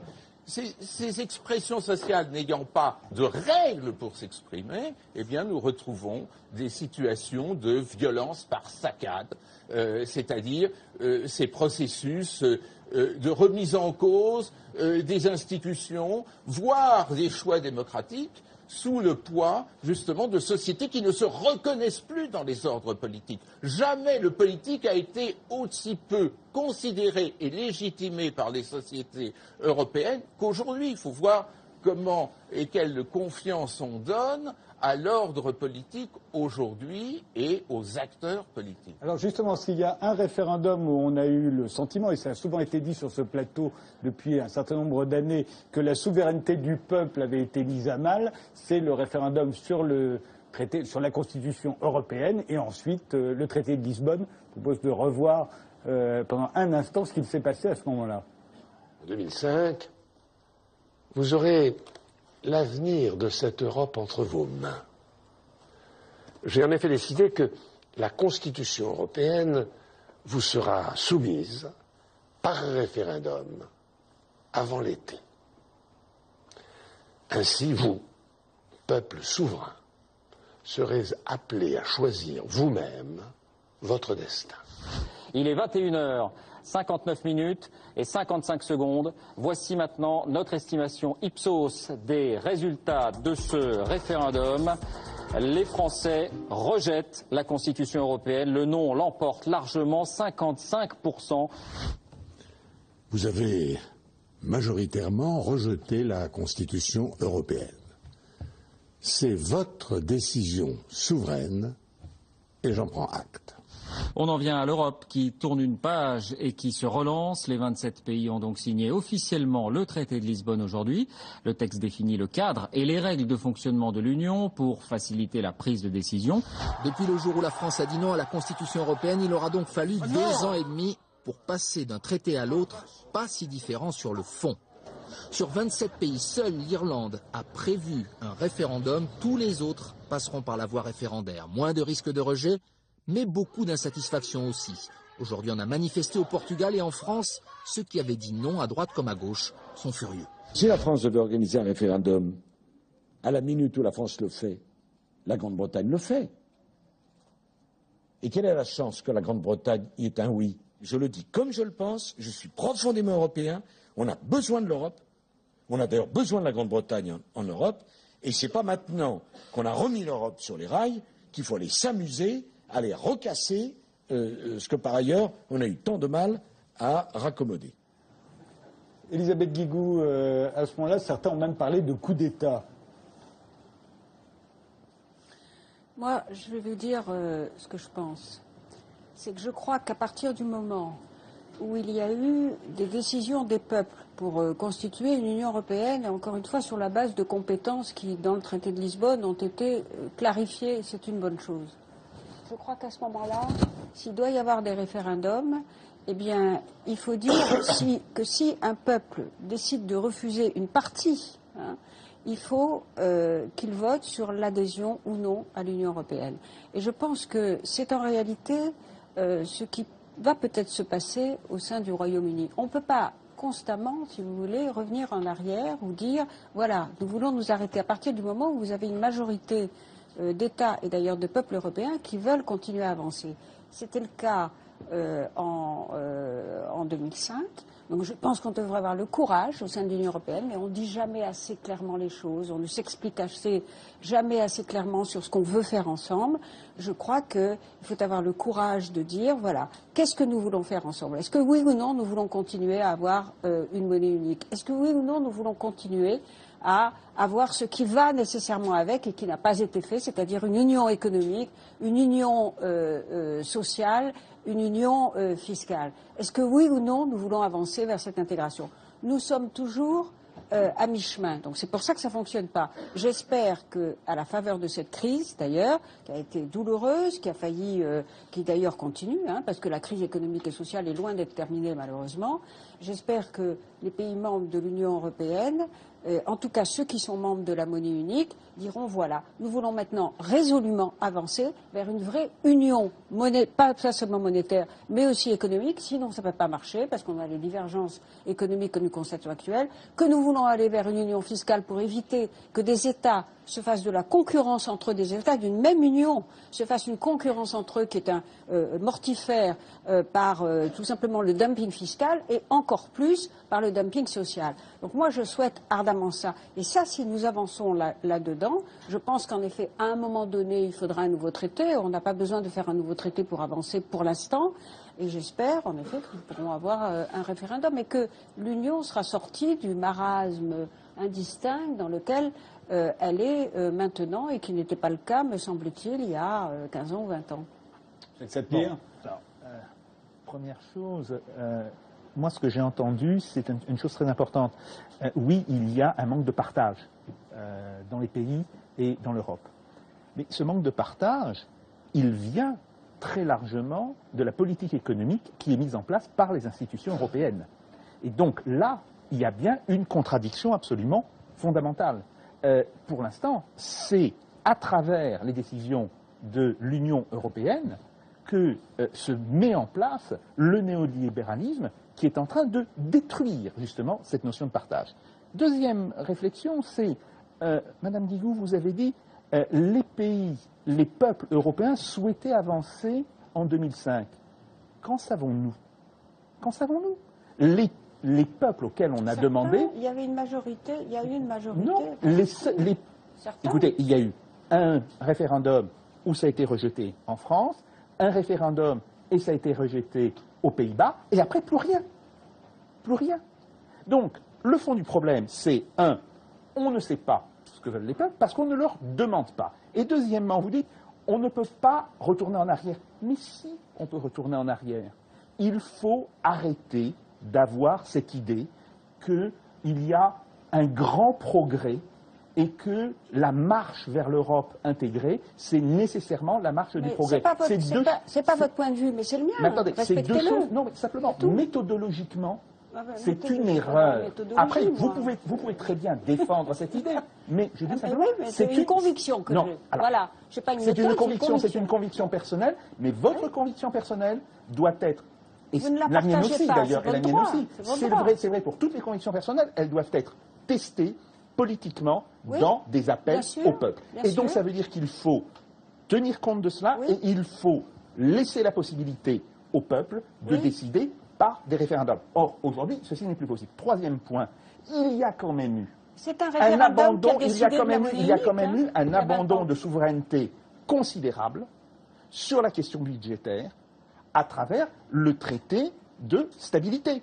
Et donc, ce qui est aujourd'hui en question, c'est est-ce que l'on va continuer dans cette voie, et dans cette voie dont on voit bien qu'elle nous tire vers l'abîme et qu'elle nous tire en réalité, non seulement vers l'abîme économique, mais aussi vers l'abîme politique. Car, et là vous avez entièrement raison, c'est bien à travers la fin de cette notion de partage, à travers cette destruction de l'État social européen tel qu'il avait émergé, alors de l'État bismarckien en Allemagne, de l'État post-keynésien en Angleterre ou beveridgien dans la fin des années 30 et dans les années 40, c'est la destruction de cet État qui est en train de détruire les États et qui est en train de détruire l'Europe. Et donc c'est pour ça que je dis il faut maintenant mettre un terme à cette destruction, ou alors ça veut dire que nous acceptons la logique des États ethno-nationalistes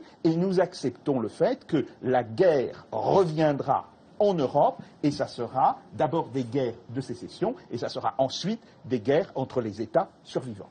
Jean-Louis Borloo. Oui, 2 points. Sur cet aspect, je suis d'accord avec ce que vous venez de dire sur l'importance du traité sur la gouvernance et la coopération. Je crois que si on fait la périodisation de l'Union européenne depuis une vingtaine d'années, je crois qu'au milieu des années 90, on a eu coïncidence avec l'apparition d'un fédéralisme monétaire purement technique.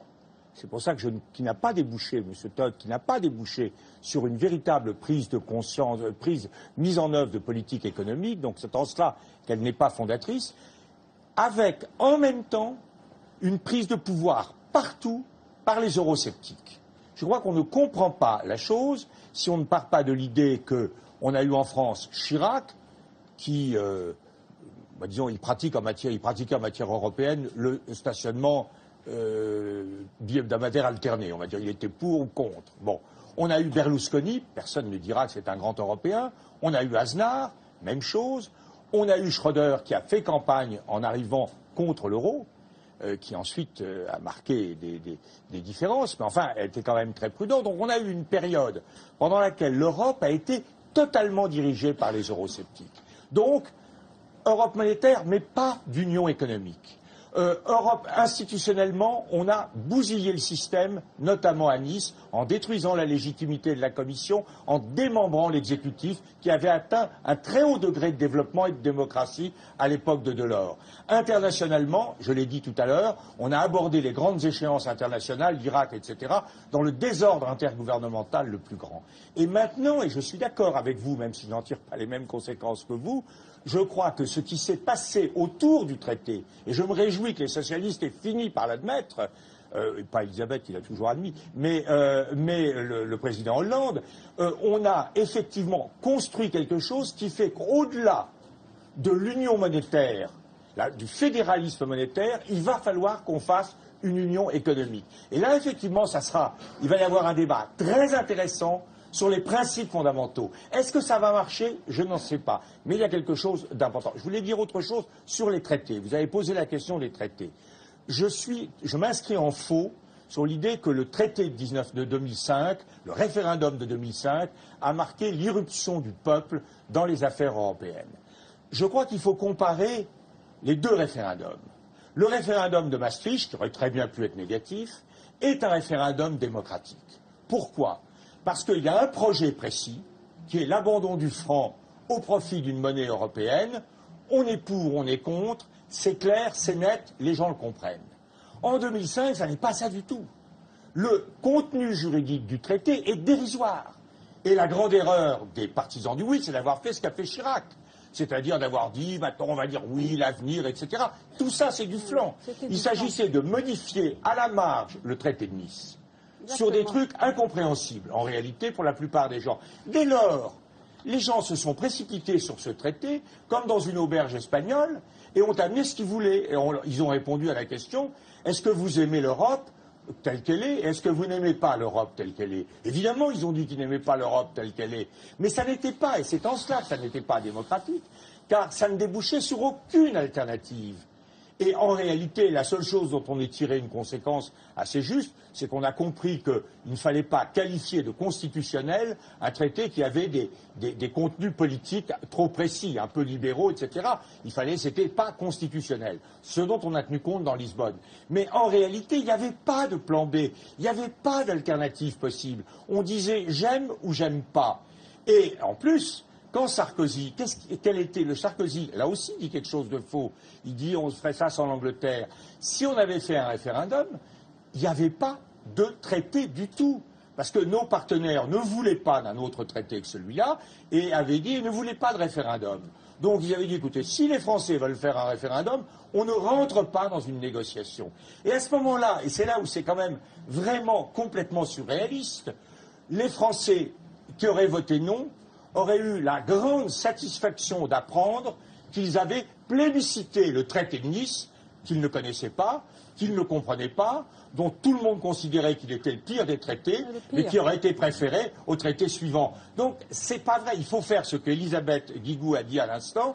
La vraie question, c'est l'Europe aujourd'hui telle qu'elle est. On ne la fait pas tout seul, on la fait avec d'autres pays. L'Europe telle qu'elle est, vous aimez ou vous n'aimez pas. Vous avez le droit de prendre, vous avez le droit de sortir, mais vous n'avez pas le droit de vous donner l'illusion que vous allez faire tout seul, sans vos partenaires, une Europe différente. Ça n'est pas possible. C'est hors de la réalité. Or, la démocratie, ça consiste aussi à respecter la réalité.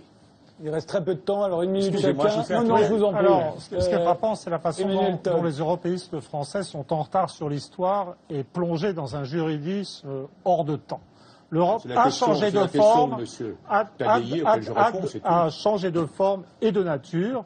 Elle n'est pas désorganisée, elle est organisée. Il y a une puissance hégémonique, l'Allemagne. Il y a un gouvernement économique de l'Europe, il est à Berlin. Il y a un exécutif français, le vice-chancelier Hollande, qui obéit à Angela Merkel. Donc les choses sont différentes, évoluent, et on est dans les rapports de force. On parlait des nations actuellement qui explosent. Il y a des nations qui explosent, des nations faibles en Europe. Et puis, il y a des nations qui vont très bien. Donc, l'Allemagne est dans un grand projet national qui va très bien. La Russie est dans un grand projet national qui va très bien. Et je ne pense pas que l'Écosse se séparera de l'Angleterre parce que l'histoire écossaise, après l'acte d'union, a été trop brillante. Une dernière chose, quand même, sur ce référendum de 2005. J'avais voté oui à l'époque. J'ai été scandalisé par le traité de Lisbonne, qui, pour moi, marque la fin de la démocratie, mais pas la fin de l'histoire. Donc, l'Europe est maintenant à une structure oligarchique contre laquelle les populations ne peuvent apparemment rien pour toutes sortes de raisons sociologiques, mais l'Europe n'est plus, c'est autre chose, ça n'est plus le lieu de démocratie libérale égalitaire. C'est une oligarchie complexe organisée autour de l'Allemagne, et c'est en ce sens que tout ce qu'elle dit de juridique sur la démocratie, la légalité, la crime, etc., je veux dire, est juste ridicule. L'Europe n'incarne plus le principe de démocratie et le principe d'égalité. Coralie Delhomme, qui est celle qu'on a le moins entendue dans le cours de cette émission. Je voulais juste revenir sur un point que vous avez soulevé et qui m'a beaucoup étonné. Vous dites en 92, on a voté pour la mise en place de l'euro et les Français ont voté oui. Ça, moi, je suis tout à fait d'accord. Oui, ils ont voté oui. Moi, j'en suis un peu navrée.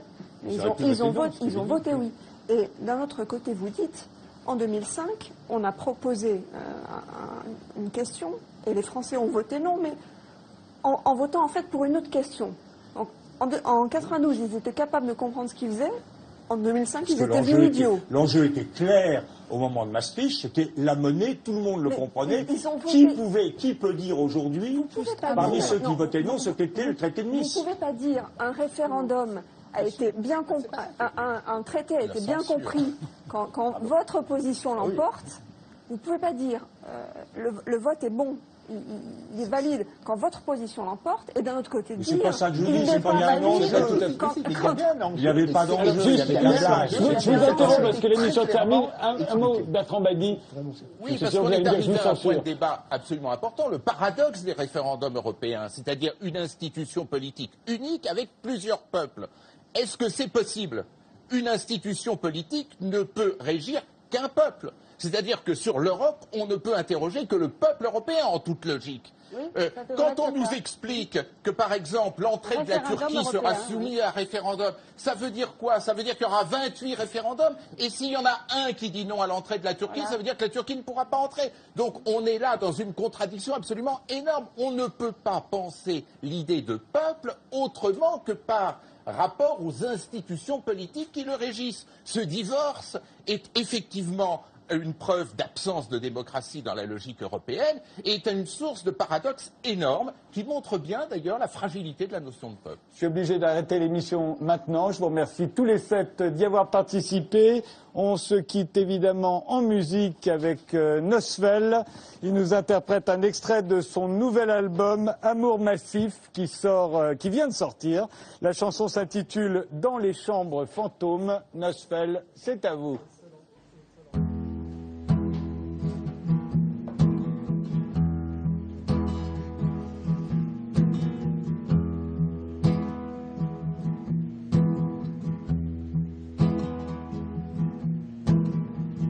Toujours je t'ai revu dans des chambres fantômes.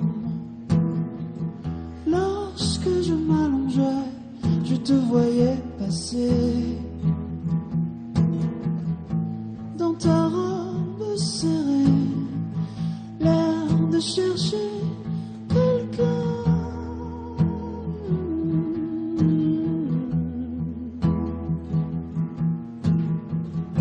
Je teignais la lumière et j'espérais ta main sur moi. Sous les tentures passées d'une chambre fantôme, assis au bord du lit, je te voyais aller. Des nuées de poussière se soulevaient, bleutées.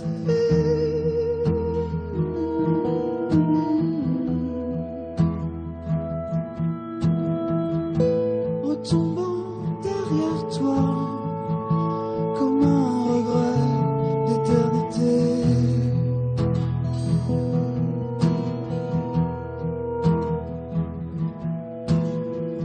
Je me rendrai toujours dans des chambres fantômes, dans les couloirs d'hôtels où l'on voit circuler des femmes comme toi dans des robes serrées et dont des hommes postés cherchent à saisir les doigts.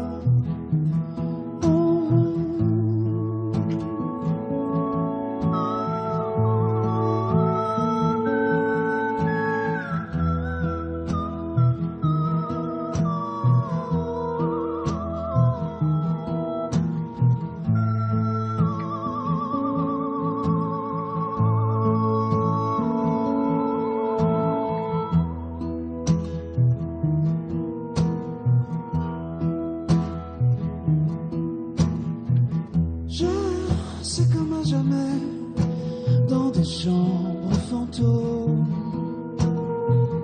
Je me pince parfois pour éprouver ma chair. Et je sens derrière moi s'élever la poussière bleutée. Puis retomber comme un regret d'éternité.